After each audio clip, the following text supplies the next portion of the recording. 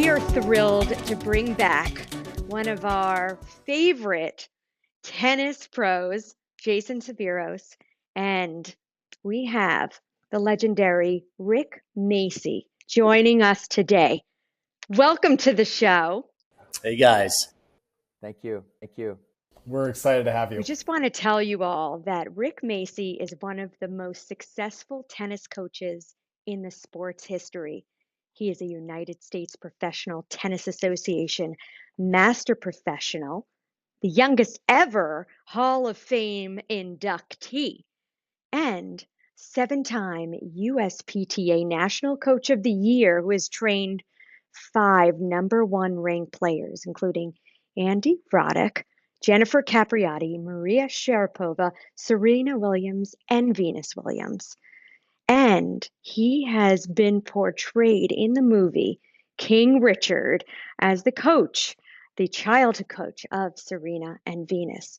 And we are so excited that we're also joined by Jason Severos, the managing partner of the Rick Macci Tennis Academy and the tournament director of Battle of Boca.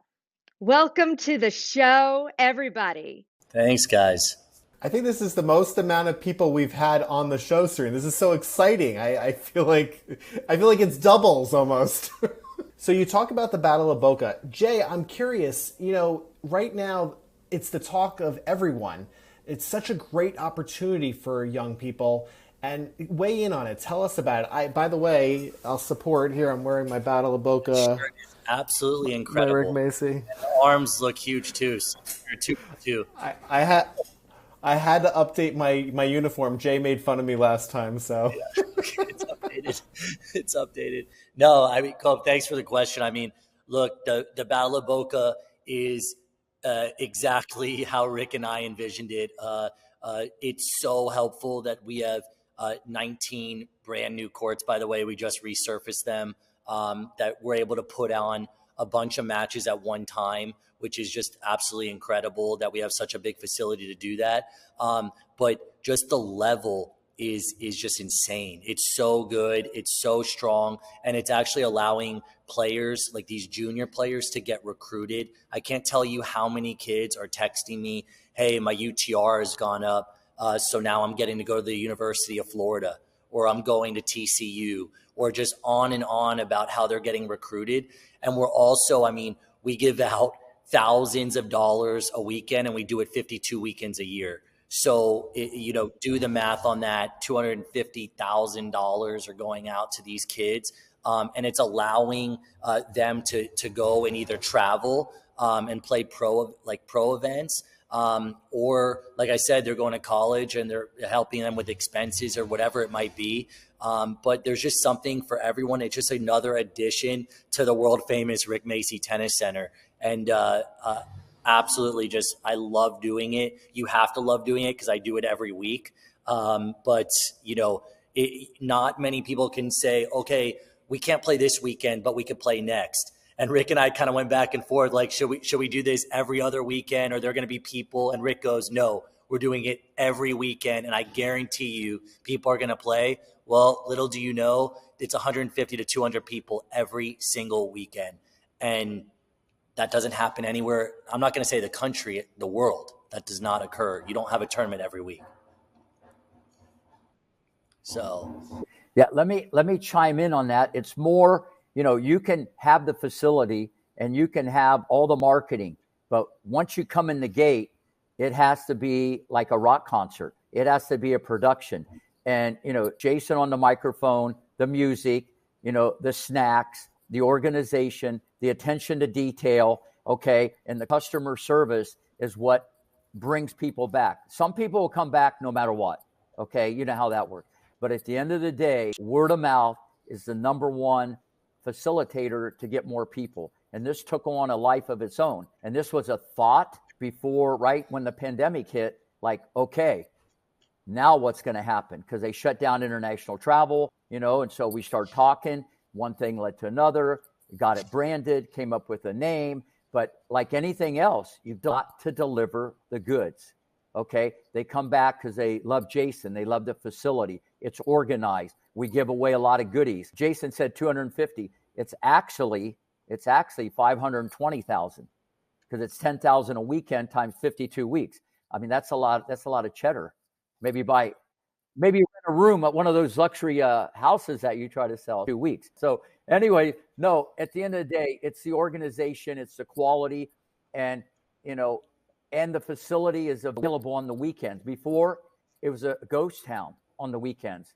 It was a funeral home. Now, it's crazy. I mean, and the people that have come through there, the household names, you have no idea how many top 10 players in the world come there just to watch, because a lot of people live in South Florida and a lot of people live in Boca. But at the end of the day, even during the Battle of Boca, I'm still on court one doing my thing, teaching with the other coaches. Drop some names for us. Who's been there recently? Tell our audience. I mean, we've had Dimitrov, we've had Mikhail Yuzny, we've had Victoria Azarenka. I mean, the list goes on and on and on about how many top players have come there just to watch. I mean, it's just, to be honest with you, it's the place to be on the weekend. And now we've taken it to another level. It's not just the weekend now. Now we run 25K UTR pro events that are during the week. So now it's weekend and during the week, and we have 16 of those about a year. So, I mean, I can't stress it enough how there's no place in the entire world, and I would love anyone to challenge us on that you can say that there's a tournament every week and weekend to play, and you can make money, and it's in one location, and that's the Rick Macci Tennis Center. So, it's just second to none what Rick and I have put together. Couldn't be more proud of it. But we're keep going strong. We're still continuing to try to grow. So I'm so excited about it. Rick and I are nonstop talking about how to make it better. I mean, people come just for the lollipops. Rick comes, I just got to say it real quick. It's 4 a.m. I'm getting, by the way, if Rick ever has your phone number, you're going to get like a bunch of gifts in the morning at 4 in the morning. It's going to be what is going on so far in the day. So for me, it's 4 a.m., lollipops, rainbows, because it's going to be a sunny day. So, and he's going to get candy and snacks for the players. So, at 4:30, he goes, "Hey, Jay, are we out of snacks?" And I always say yes, just so there could be more for me to get too. But he shows up, and there's bowls of snacks there waiting for the players. And it's just an addition. And I can't tell you how many people come up to me and they go, "Hey, I just love coming here because I love the lollipops." I mean, I don't love it as much because there's lollipops on the court and we go pick up the wrappers. But no, all jokes aside, it's just second to none. Just the little details. And that's really what I can't stress enough of what I've learned also from Rick is just the attention to detail as an employee there. It's little things. Rick's all the way in the corner. So he's teaching because Battle of Boca, I pushed him all the way to the corner. I kicked him off court 1 and put him on 6. But he'll text me and he's like, he sees from there to all the way down that a sign is off by an inch. And he goes, "Hey, Jay, we got to straighten that out." And, and I don't say that in a bad way. The attention to detail, and that's what I've learned over my years there. And I think for your viewers, how important that is, because, I'm 32 and I learn from Rick every day, and just that attention to detail. And that's what we do at the tournament. I think let me chime in there. That's actually that's like the cornerstone also of kind of how I've taught. If the door's closed, you go through the window. If the window's closed, you go through the chimney. The chimney's closed, you go through the basement. You just keep finding a way, and it's the detail, and that's how you build a player. And that's how I've been fortunate, even though I've had some great athletes. Fantastic. Well, we did see the movie. I thought it was fantastic, but I really enjoy seeing you on television now, just kind of after the US Open and talking candidly about coaching the sisters way back and, early on in their careers, how that all came about. What was that like? Venus and Serena still had to be molded.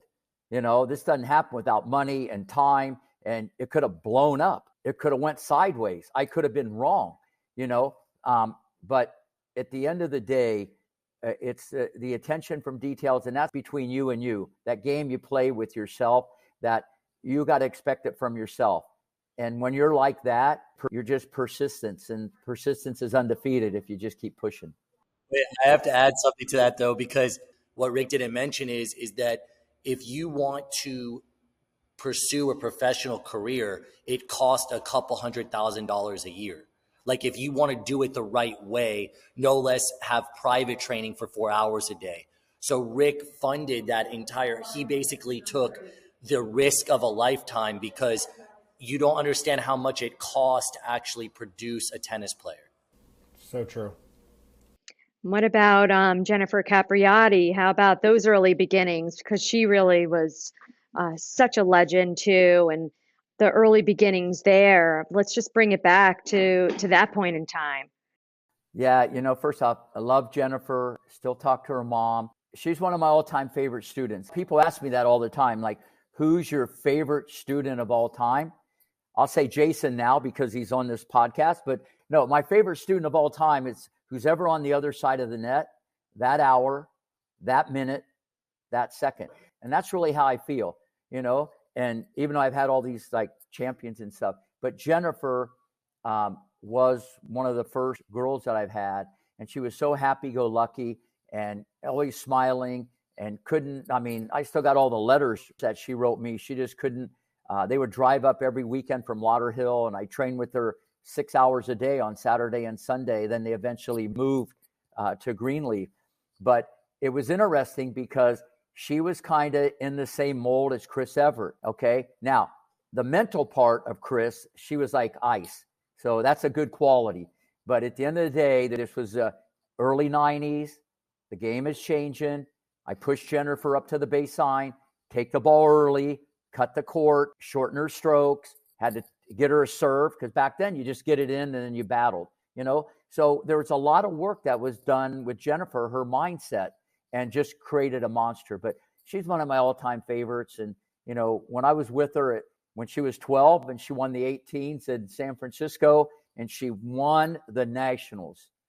And she came off that court, she went right up in the stands and hugged me. It was like yesterday, because when you're with someone every day, you create a bond, and when you get them to feel that way, you can get them to move mountains and climb fences. But, and then at 14, they ended up leaving. Dad started coaching. There's a lot of these daddy's little girls, a lot of the fathers end up coaching, and what I love about Jennifer, even though she got sidetracked and everybody knows the story and the movie, I didn't really like that part of it because in the credits, they should have came back and really told the comeback of the century, because here's a girl who disappears after being top 10 in the world, goes off the face of the earth. No one believes in her except Stefano Capriati, Denise Capriati, and Rick Macci, who's a longtime coach. And she comes back in and out, in and out, in and out. To fast forward the story, she comes all the way back, number one in the world, wins 3 Grand Slams, wins an Olympic gold in the summer, gets that $10 million contract from FILA, and everybody kicked her to the curb. And so this is a young lady who came all the way back. Forget Rocky Balboa. There's a movie right there about the American dream. Persistence, determination. You don't lose the talent, and she was very sensitive, and that's why this all affected her a lot. But at the end of the day, I love Jennifer. Definitely one of my all-time favorite students because she was one of the first. And think about it. It happened in 1988 when she won the Nationals, and that's a record that still stands today. So that shows you how amazing she was.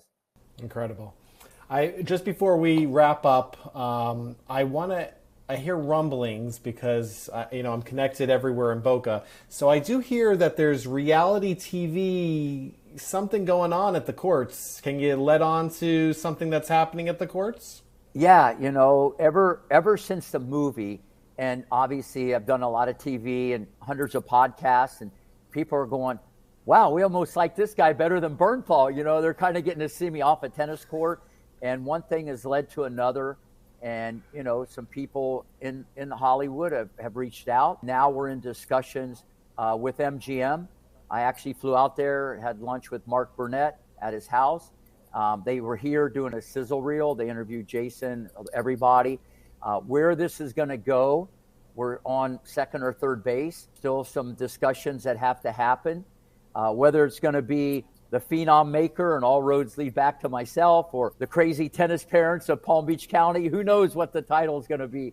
But at the end of the day, there's enormous interest because of the credibility, the pedigree, and what has happened really the last 30 years. This isn't like Honey Boo Boo. There's a lot of meat on the bone already as a starting point. You know what I'm saying? So it is going to happen. It's just a matter with with who. And there's also going to be, a documentary, and there's a lot of children's books and picture books. There's a lot of things in the oven, but I'll say it again. All roads lead back to the Rick Macci Tennis Center, and every day I'm still going to be on court number 1. That's incredible. But if you need an extra for the reality show, Serena and I are here for you. No, listen, everything's a discussion. So, yeah, we're far from finalizing anything, but I feel very confident it's going to happen because I want it to happen. It's at the stage now where I just got to do this, and it will just lead to even more roads and more direction. Amazing. Well, I want everyone to find you and Jason and either sign up to get a lesson, get your kids started early, because obviously you see talent when they're walking right on the court. How could people find you? How could people follow you? Because I want the credit to go to both of you. So tell us. Yeah, I'm actually doing a podcast. It's called Game Set Life. Me and David Meltzer. Have you heard of David? He's one of the top motivational speakers in the country. David and I are co-hosting a podcast. It's only going to be once a week, and it'll probably go twice a week. And I did his podcast, and obviously we have a little bit of a connection. He was in Jerry Maguire back in the day. He worked for Lee Steinberg. And so we really hit it off. And then I did his thing on his Apple TV show. And so we're going to do something jointly and lift each other. So that's going to be launching on December 6th. Game Set Life, Macci and Meltzer. It's not going to be just minimal about tennis. It's more about life coaching, because I pretty much do that as much as I, do ground strokes. It's going to be amazing. No, it's going to be amazing. Yeah. Well, if they're trying to find any information on the academy, we'll give you the email, but it's info@rickmacci.com. That's Rick's personal. I'm at Jason Zaff. That's my Instagram. They can direct there, or type in Battle of Boca on Instagram. They can find me there. And then I'll let Rick give his personal cell phone and street address. Well, it's everywhere. It's everywhere. So, but no, listen, the question you asked is great, because any parent out there, people come from all around the world. We're pretty much the worldwide leader, in biomechanics. Brian Gordon, who I work with, he has his PhD in biomechanics. He did his thesis on this stuff. We know every joint, every muscle, and there's a methodology that Brian and I put together like 12 years ago. We were way out in front of everything before it even happened. And people then obviously they pick up on it, of how to hit the ATP forehand and what really goes on from a science point of view. And that's not really what I've ever really done. I've done the technical, but to know exactly every little detail, collaborating with Brian. And I say that because little kids, when you get amazing technique at a young age, that muscle memory is baked in extra crispy. It's going to last a lifetime. And there's not a wrong way or a right way. There's a better way, and it's at the Rick Macci Tennis Center. Guys, thank you. Thank you so much for joining us. It's been a pleasure.